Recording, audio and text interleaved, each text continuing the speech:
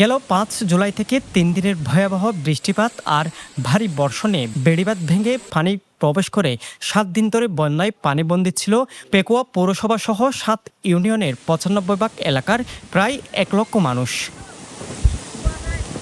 সর্বনাশা বন্যার পানি নেমে গেছে ঠিকই, কিন্তু এখনো রেখে গেছে বুকভরা হাহাকার এক ধ্বংসস্তূপ।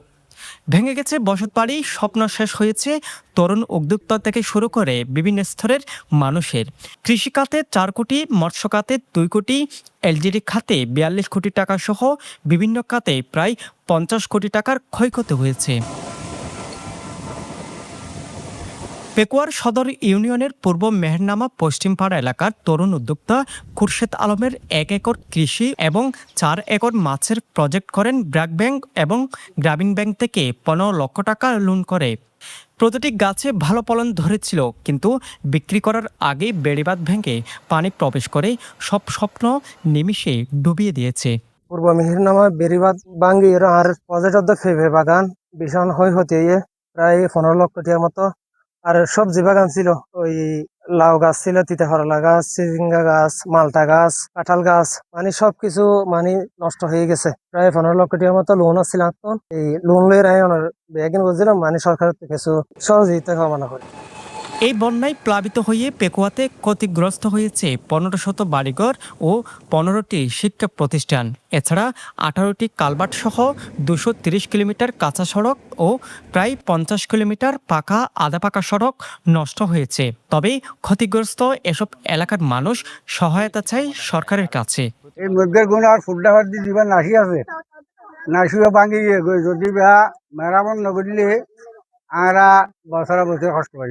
গুরুত্বপূর্ণ রাস্তা ৮ নম্বর ওয়ার্ডের রাস্তা দিয়ে সকাল বিকাল অন্তপক্ষে হাজার হাজার মানুষ চলাফেরা। এই রাস্তা দিয়ে রে ফুয়াইন প্রতিষ্ঠান জানতে পারে, রোগী হাসপাতালে জানতে পারে, মা বোন কষ্ট পার, আমরা নিজেরা কষ্ট পাই। এই রাস্তাও আমরা সরকারের পক্ষ তো চাই। বেশি পানি হয়ে রাস্তাটা ভাঙি গেছে, আমরা একবার রুগী দিন এখন হসপিটালের মাঝে চলাফেরা করি এলাকাবাসী বহুগুণ এখন মাদ্রাসা স্কুল খরচ যাইবার সুযোগ নাই। আর স্বরাষ্ট্রমন্ত্রী আর এই রাস্তার ব্যাপারে আর কিছু অনুদান।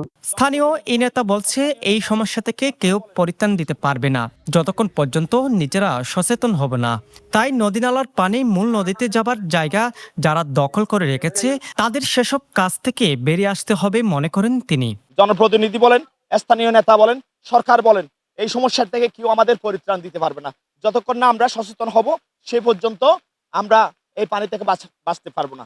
আমাদের সর্বপ্রথম সমস্ত যে আমরা নদী নালাগুলো পানি মূল নদীতে যাই, এগুলো যারা দখল করে রেখেছি সেগুলো থেকে আমাদের বের হয়ে আসতে হবে এবং আমাদের সে বিবেকবোধ জাগ্রত হয়ে সেখান থেকে আমাদের দখলগুলো ছেড়ে দিতে হবে।